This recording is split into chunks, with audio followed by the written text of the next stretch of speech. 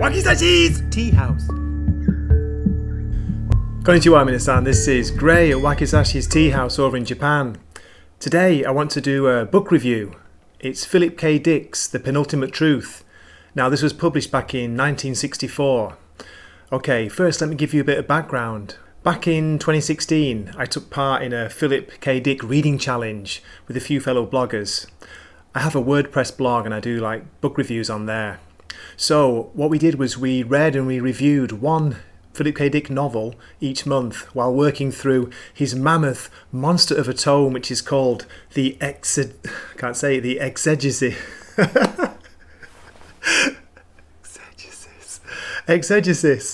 The Exegesis of Philip K. Dick. Now we were doing 75 pages of that each month, plus one new to us Philip K. Dick novel. So that was the year that my blog became more than just an occasional post about beer or cherry blossoms or even Halloween reads. So I think I can say that I have the novels of PKD, Philip K. Dick, to thank him for leading me to the kind of where I am today with this review. Now this is the most recent Philip K. Dick novel that I've reviewed. I read it back in, let me just check. I read this back in July last year, 2020. So, what is The Penultimate Truth all about? Okay, here's my brief summary of what the book's all about. After an atomic war, a great proportion of the world's population has moved underground. They live in huge antiseptic tanks known as ant tanks, deep below the surface. These tankers spend their working hours building battle robots called leadies, which continue to fight the war. That's right, the war is believed to be still raging over 15 years later. With the surface of the Earth irradiated and in ruins, no human would survive there very long. Following a medical emergency in one of the tanks, Nicholas St. James is chosen to go to the surface and locate an artificial pancreas. Don't ask. On reaching the surface, he's almost killed by a pair of leadies patrolling the area. Fortunately, they are destroyed by a mysterious good Samaritan, allowing Nicholas to meet up with a group of survivors living on the surface. To reveal too much more would spoil the story, so I'll end my summary here. Now, on to my review. This was my first shot of PKD in a while, but to be honest it was quite disappointing. I found The Penultimate Truth to be a complex and confusing story. A number of characters are introduced from the start, and I sometimes lost track of who was who, as well as who was where. The different plot threads got tangled up in my head, and there were times when I had to reread earlier parts of the book. The premise of the story is good, and there are some interesting parallels with the fake news of recent times. But the execution felt lacking. A lot of the writing was clunky, with some of the sentences going on and on and on too long. Here's an example of one for your listening pleasure. And this is one sentence, right? This is from start to the full stop at the end.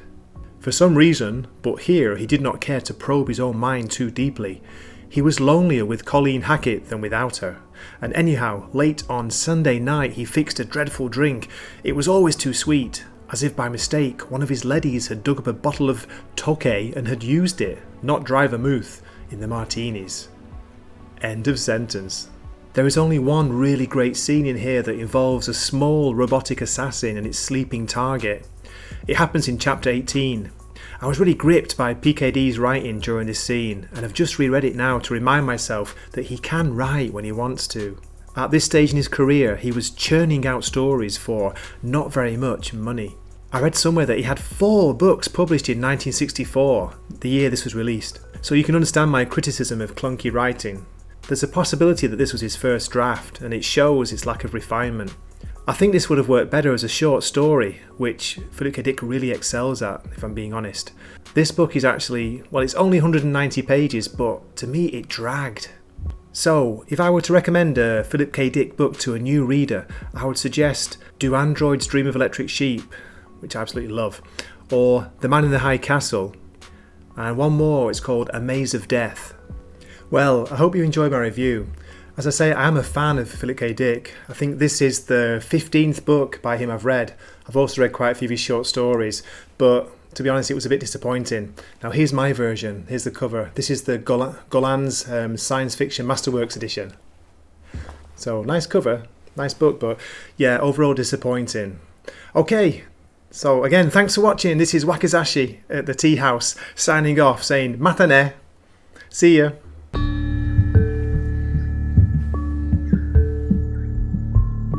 Wakizashi's Tea House. Please subscribe.